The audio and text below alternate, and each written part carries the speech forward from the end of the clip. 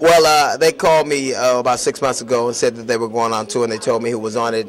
And to me, it's always great to work with people you respect and who have put in their time and are still just talented and hungry as ever. So I'm having a blast on this tour. It's weird to do an interview with a dude's chest. I'm doing an interview with his navel. Ain't that a bitch? All right, so what made you actually want to get off into comedy? I think that it had always been something I don't think you get into comedy. I think it's what you're called to do. It's just like anything else. I mean, so it was something that the minute I picked up the microphone, I understood that this is what I wanted to do for the rest of my life, and I've been fortunate enough to be able to do. The great thing about doing comedy is if you do it right, you get to do it again. So I've been doing it 22 years now, still love it as much as I ever did. All right, now speaking of comedy and you doing it for 22 years, you're like a king of comedy. How does it feel to be known as a king? That's a moniker that they actually labeled the tour that. I mean, I love what I do, and I think that, I've been very grateful and very fortunate to be associated with so many things that, are historically relevant in terms of comedy. But I just call myself a guy who loves to do what he does, so. Now, so you have a radio show, and it's out in New York. Can you tell the audience that may not even know that you have one what the show format is all about? The show format is talk and music, and that's kind of what we do. It's really not too much different than me hosting a comedy show. So you talk for a couple of minutes, you play a song, talk for some more minutes, take calls. It's the thing that I dig about it the most is that it as closely approximate comedy as anything I've done. I dig it more than the only thing I dig more is comedy, and I think that radio is great. I don't sleep at all. I get to talk about the stuff that's going on, and it's every day I get up early and I'm excited to do it. Now, I would like to say congratulations to you because you were the first African-American comedian, I would like to say, to host a show on CNN. Well, I was the first comedian, period, that hosted on shit. Let's not get it wrong now. Yeah, that was, it was a lot of fun, and it was at a time when the country was changing. It was the first time we were, the political process included, an African American who went on to become the president of the United States of America. No one had ever seen anything like that, and so it was a year at a time, a lot of firsts. So I count myself proud to be a part of that.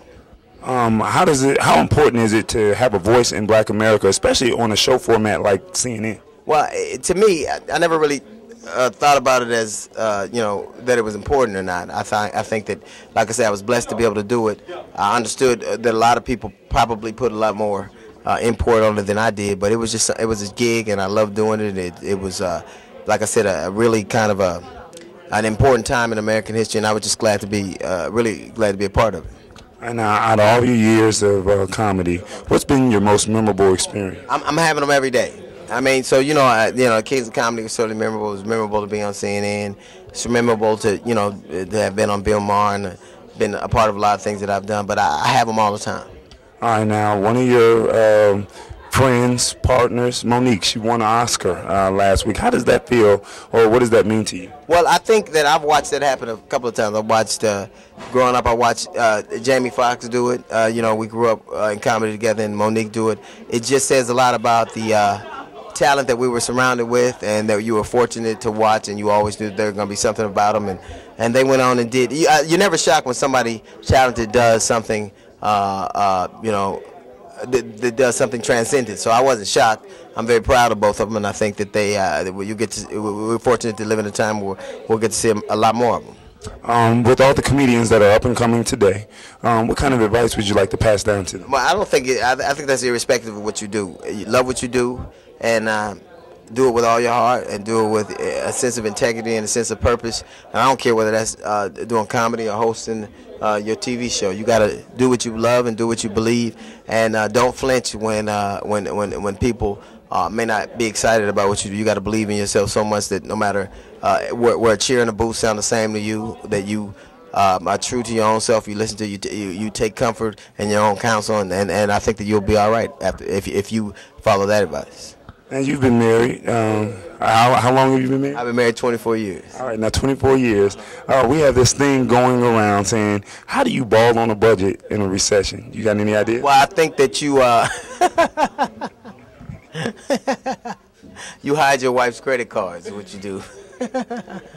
If you say the budget is worse than calling a woman bitch, so you shouldn't say budget. Just use clever words like watch ourselves or we're over our limit. But if you say budget, you're going to have a fight. All right. Now, I would like to talk on the topic, and I don't know how you feel about it, but I'm going to shoot with it. Sure. Talk a little bit about Asperger's syndrome. What are your thoughts on it? Would you like to be the spokesperson? No, or just tell me what your thoughts are. Well, my son has Asperger's syndrome. He's the greatest human being I've ever met. I know a lot of people feel like that about their children, and I think I'm no different in that respect. But I think that it's the greatest thing I've ever done. I love all my children fiercely, but I think that I respect him from the standpoint of having a limitation that society wanted to place on him, and he has never flinched. He's never made excuses. He works hard. When he wins, and he's proud. When he loses, he's gracious. And I'm proud to be his father, and I'm proud to count him as my friend. So whatever society label that they kind of, because they always have to label stuff, whatever label they place on him, he's my son, and I would be disappointed if he didn't go on and do great things. What's next for D.L Hughley? Tomorrow. You heard it here first. It's the Tallboy Experience. You're hanging out with your man Tallboy on tallboy.us. Think big. Think tall. Think Tallboy.